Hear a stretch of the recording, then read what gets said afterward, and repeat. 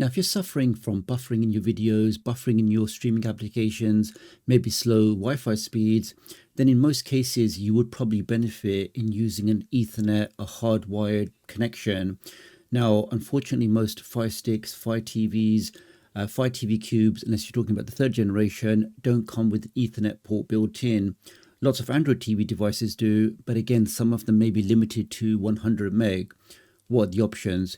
Well, on the Fire Sticks or Fire TV devices where you just have access to a micro USB port, you can plug in an OTG cable, which looks like this, which will basically give you a small micro USB port here where you plug in the power cable. This you'll then plug into your Fire TV device, and then you have access to a full-size USB port where you can then plug in your USB peripherals, USB devices, including a USB Ethernet hub like this. Now, this is actually a Gigabit hub where you have a Gigabit port here and you have 3 USB 3 ports.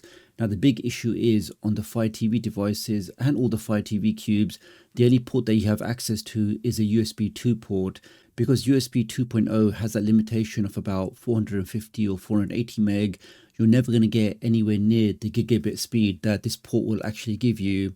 Now, the question is it always beneficial to change? Well, if I test this on my device, and let's now do a speed test using that hardwired Ethernet, plugging into that gigabit port, but again, going into that USB 2.0 micro USB port. So let me do that now. Okay, I've now plugged that in. If I just go over to the settings, let's see if it's detected that Ethernet connection, and we can see it says now Ethernet has been connected. So my Firestick definitely detects that I'm now using a hardwired Ethernet connection, but the moment of truth is, what kind of speeds can I get with this hardwired Ethernet? Let's open up the speed test application. Let's see, in test number 1, I will do a few tests just to make sure that we get an average speed, and we can see in test number 1 we get downstream speeds of around about 350 meg down. I mean, that's a very, very good speed. That will handle any kind of 4K, even 8K streaming you can handle with that. But the thing is, in my house, I actually have Gigabit Ethernet. So 350 meg is less than half of what my true actual speed is. And I will test this speed on my NVIDIA Shield, or maybe the new Hermetics box that I've been testing recently, to see what kind of speeds do we get on that using a dedicated port directly built into the device. Okay, test number 1 was 350 meg down. Let's test that again. And then I'll jump over to my Wi-Fi 6 network and let's see what kind of speeds do we get with that, because again, it's very consistent, 350 meg down. Okay, let's just do one final test to see do we get consistently using hardwired Ethernet on my second generation. Yeah, around about 340-ish meg down. Okay, so that's that done. Let me now press the home button. Let's now jump over to Wi-Fi 6 and let's see if it's actually better for me to stay on Ethernet. If I just unplug the network cable, we see we jump straight back into Wi-Fi 6. Press the home button and let's see now if we can actually get more than 350 meg down using Wi-Fi versus that Ethernet. Okay, so test number 1, we're pushing 440-ish meg down.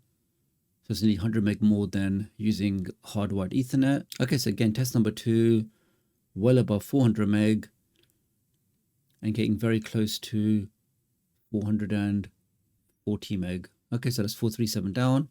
Do one last test. So I would say in my particular setup, because of Wi-Fi 6, because of how far I am from the router, I personally would just stick to Wi-Fi. So the point I'm trying to make is, it's not just a one size shoe fits all. You have to look at your current setup, your current situation, how far your device is, what kind of speeds you get. It's not necessarily a case that anyone that uses a OTG cable with that USB hub will guarantee get faster speeds, because as we can see in my setup, in every case, in every test, I get much better speeds using Wi-Fi versus that USB hub. Okay, let's make it a little bit more interesting. Let's now plug this USB hub into a USB 3 port on this Hermetics Android TV box that I reviewed a few days ago. I mean, that actually has a gigabit port anyway, but let's just see that if you were to plug this hub into a USB 3 port, what kind of speeds can you get? Let me jump onto that device now. So using a USB 3 hub with that gigabit port plugged into a USB 3 port, let's see what kind of speeds we get.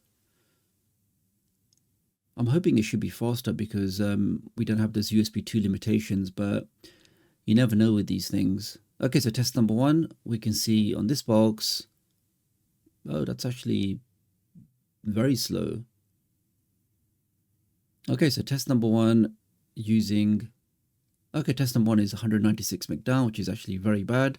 Okay, and test number 2, and okay, so that's a bit better, around about 300 meg, but definitely nowhere near the kind of speeds you would expect with a gigabit port. That's 320 meg. And just to show you the difference, let me just now, from here, unplug the Ethernet cable. That's unplugged. Then we plug that directly into the Ethernet port, which obviously is a gigabit port. That's plugged straight in. Let's press back. Let's test that again.